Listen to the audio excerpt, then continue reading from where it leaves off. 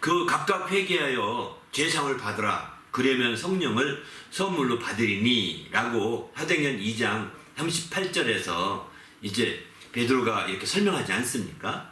그때 각각 회개한다는 말이 굉장히 중요한 것 같습니다.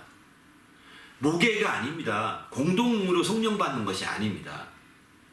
공동으로 성령 받으면 각각 회개할 필요가 없거든요. 대표만 해도 되거든요. 성령을 역사는 공동으로가 아니라 각각 하나님과 각각 트는 거예요. 하나님 앞에서. 그러니까 은행 계좌를 표현한다면 하나님 앞에 각각 은행 계좌를 열어야 되는 거예요. 우리는 은행 계좌 하나 가지고서 막 그것을 분할시켜서 너도 쓰고 나도 쓰고 다 공동 계좌를 쓰는 것도 있지 않겠습니까?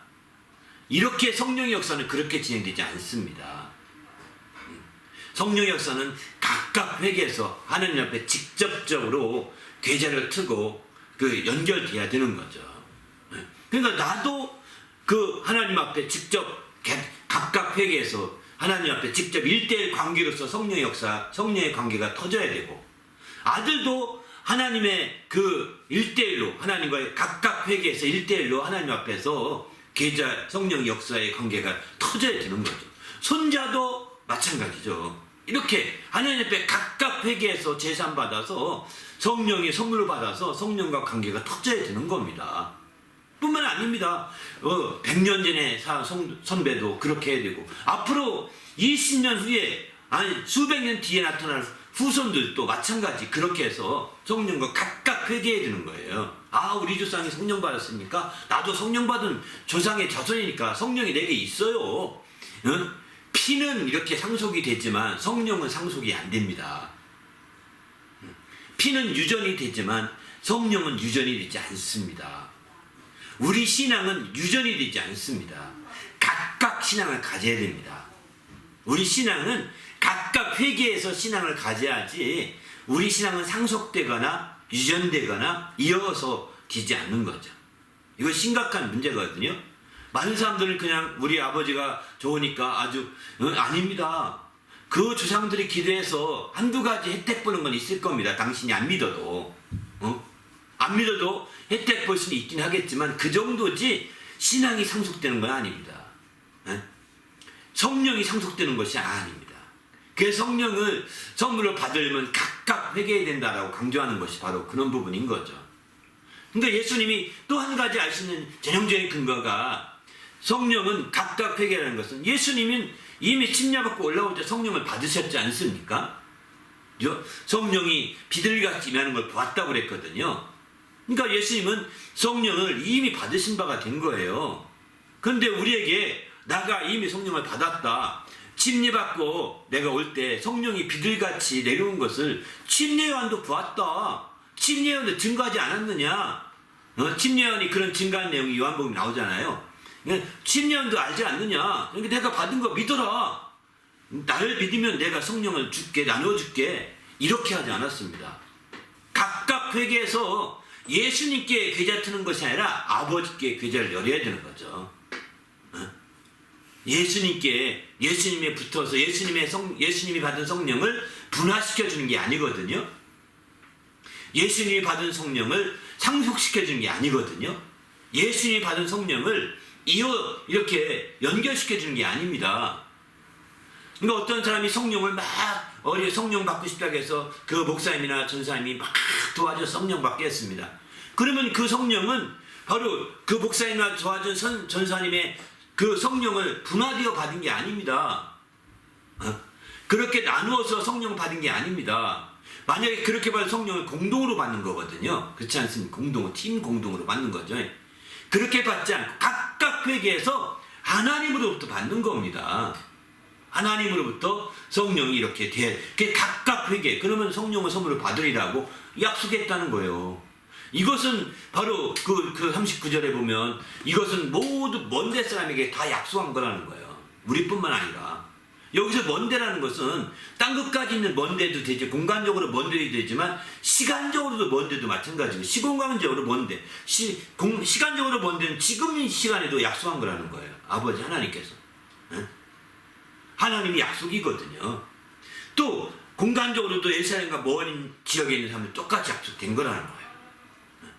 그렇기 때문에 우리는 주님 앞에서 이제 하나님 말씀을 비춰본다면 각각 회개한다는 것은 굉장히 중요한 거예요. 그래서 여러분이 누구 득을 보려고 하고 누구 뭐 도움을 얻어서 좀 쉽게 해결하려고 생각하지 말아야 합니다. 내가 하나님과 1대1로 효부를 봐야 됩니다. 그때 1대1로 효부를 볼 때 그냥 하나님께 매달려서 보는 게 아니라 예수님의 약속을 의지해서 나가야 되는 거죠. 예수님의 약속을 의지하지 않고 직접 성령을 주세요. 성령 아버지께 직접 나가게 되면 이제 응답받기가 쉽지 않습니다. 예수님의 약속, 예수님이 성령 받으라고 했습니다. 예수님이 성령을 기다리라고 했습니다. 나는 예수의 말씀을 따라 성령을 기다립니다. 성령을 주시옵소서, 약속의 성령을 주시옵소서, 막 이렇게 기도하는 거죠. 예수의 이름으로, 그러니까 예수에 의지할 때, 그래서 아버지도 보낼 때 예수의 내 이름으로 보내신다는 거예요. 성령을. 그냥 예수를 초월해서 보내는 게 아니거든요. 우리가 기도는 아버지께서 기도에 그 응답하신다고 우리는 알고 있잖아요. 아버지께 기도할 때도 우리가 예수 이름으로 기도하는 거잖아요. 예수의 약속을 붙들고 예수 이름으로 기도하니까 아버지께서도 그 예수 이름으로 주시는 거예요. 예수가 그냥 겉다리가 아닙니다. 항상 예수가 초점되고 있는 거죠. 성령을 받아도 예수가 초점되고 있는 거예요. 그래서 이제 아버지께서 성령을 주실 때, 보내실 때 내 이름으로 보내신다, 이렇게 말씀하고 있는 거죠. 우리도 주님 안에서 성령이 이제 이 성령을 받고 성령의 역사를 위해서는 이와 같이 각각 회개하시길 바랍니다. 할렐루야. 정말 이거는 예수님이 받은 성령을 나누어 주는 것이 아니라는 거. 그래서 예수님은 성령 받게 하려고 내가 아버지께 가야 된다라고 말하고 있는 거예요. 성령을 받게 하려고 내가 아버지께, 내가 가지 않으면 성령이 오시지 않는다, 이렇게 말하고 있는 거예요. 예수님이 이미 성령을 받으셨고 이 땅에 성령을 오셔서 그는 성령의 인도를 받고 있는 분이신데, 아니 성령이 또 오시나요? 이렇게 질문해야 정상이거든요. 또 오시는 겁니다. 예수님에게 오신 성령과 제 아들에게 오시게 될 성령이 다른 성령이 아니지만 또 오셔야 되는 거예요. 그 제 아들에게 오실 성령이 오시게 하기 위해서 그는 아버지께 가게 되는 거고, 아버지께 가서 그 성령을 구해서 보내주시는 거죠. 그런 차이를 여기서는 확실히 느껴야 될 것 같습니다. 그래서 이제 그러면 그 성령이 다른 거냐? 다르지 않습니다. 같은 거예요. 그러면 한번 또 어떤 분 질문할 거예요. 그러면 예수님도 성령 받고 나도 성령 받고 저 형제도 성령 받고 저 목사님도 성령 받고 저 집사님도 성령 받고 저 어린 학생도 성령 받았으면, 아니 성령이 수십 개네요? 아니 수백 개인가요? 그게 가능한 얘기인가요? 이렇게 얘기할지도 모르겠습니다. 우리가 인간의 눈으로 볼 땐 그렇게 느낄 수도 있겠죠. 성령, 우리 안에 계신 성령을 수백 개, 수천 개, 아니 수십억 개 같이 느낄 수도 있겠죠. 이건 그런데요, 성령이 수십 개, 수백 개 이렇게 보실 것이 아니라, 성령은 마치 그 데이터 센터가 하나밖에 없잖아요. 그럼 데이터 센터에서 모든 것을 다 다운받듯이 거기서 그 공급받아 우리가 모든 것 되는 것이 되듯 직접 데이터 센터가 직접 연결돼야 되는 거거든요. 뭐 인터넷이 하면 라우터가 있으면 중간에 라우터에게서 수십 대가 한꺼번에 동시에 접속이 가능하지 않습니까? 이렇게 되는 것처럼 라우터는 하나라는 겁니다. 데이터 센터는 하나라는 겁니다. 그게 바로 성령이시고 그 성령과 다이렉트로 연결되는 거죠. 그래서 그렇게 라우터를 연결해서 그렇게 접속하게 되는 거죠. 이런, 오늘날은 아마 이해하기 쉬울 것 같아요. 이렇게 이해하시면 쉬운데, 그렇지 않고 성령을 낮게 된 성령으로만 생각하고 어떻게 성령이 수백 개요, 수천 개요, 수억 개냐, 이렇게 말하는 사람이 있다면 아마 성령을 한 인격체로 보시고 한 분 인격체로 보시면서 혼란스러워할 것 같습니다. 그러나 성령은요, 이제 수십억, 아니 수천억이라 하더라도 성령이 그렇게 역사할 수 있는 거, 전능하신 분이시거든요. 각각 다르게 역사할 수 있는 거거든요. 그러나 그 성령은 한 성령이십니다. 성령이 수억 개가 아니고 수십억 개가 아니고 한 성령이십니다. 예수님께 임했던 성령, 제 아들에게 임했던 성령, 오늘날 우리에게 임했던 성령, 또 내가 받은 그 성령, 다 한 성령이세요. 시대가 다르게, 환경이 다르게 접속됐을 뿐인 겁니다. 그래서 한 성령으로부터 모든 것 동시에 그게 접속이 되어서 함께 역사할 수 있는 거죠. 어떤 분은 수천 명의 성도들과 모여서 거기서 성령의 역사가 있고 성령이 임재하기를 기도합니다. 그럼 수천 명으로 성령이 갈라져서 임재하냐고, 세상에 그런 게 어딨냐고, 성령을 모독해도 이루 말할 수 없다고 이렇게 말하는 경우도 있는데 모독이 아닙니다. 성령은 각각 역사할 수 있습니다. 전능하신 하나님이 역사하실 때 계좌 하나밖에 없겠습니까? 생각을 해보세요. 계좌가 한 계좌로 모든 게 다 그럼 공통 계좌로 하는데, 공동 계좌로 하는데 그렇게 해서는 혼란스러워서 살지 못합니다.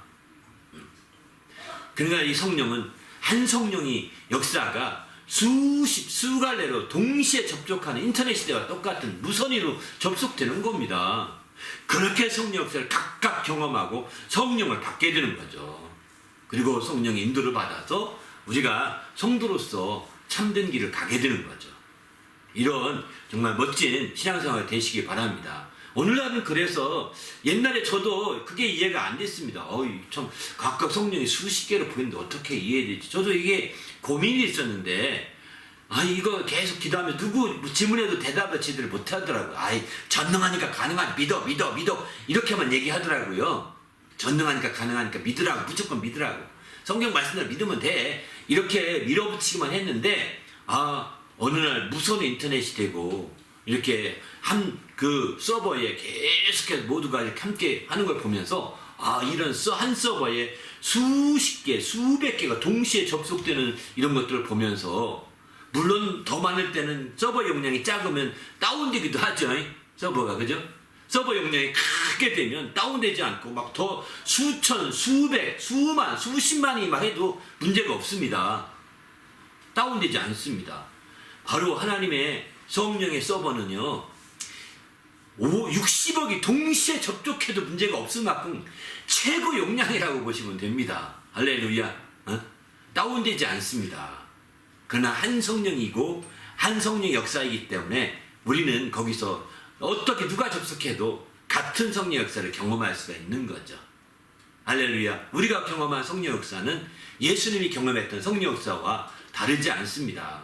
또 구약시대 성도들이 경험했던 성령 역사와도 다르지 않습니다. 양상만 조금 다를 뿐이지만 같은 한 성령 역사거든요. 그래서 우리는 정말 신약시대에 와서 각각 회개한다는 게 굉장히 중요하다고 저는 생각합니다. 하나님과 각각 계좌를 터야 됩니다. 각각 그 서버에 접속이 돼야 됩니다. 각각.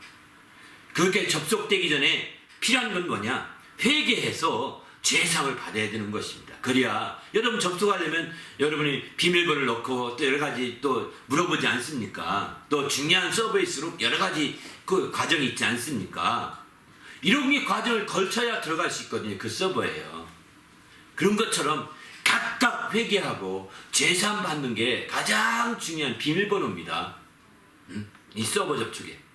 그래서 각각 그렇게 하면 그 서버에 직접 접속이 되어서 이제 당신도 성령의 놀라운 역사를 함께 누릴 수 있을 것입니다. 할렐루야. 네. 그러죠.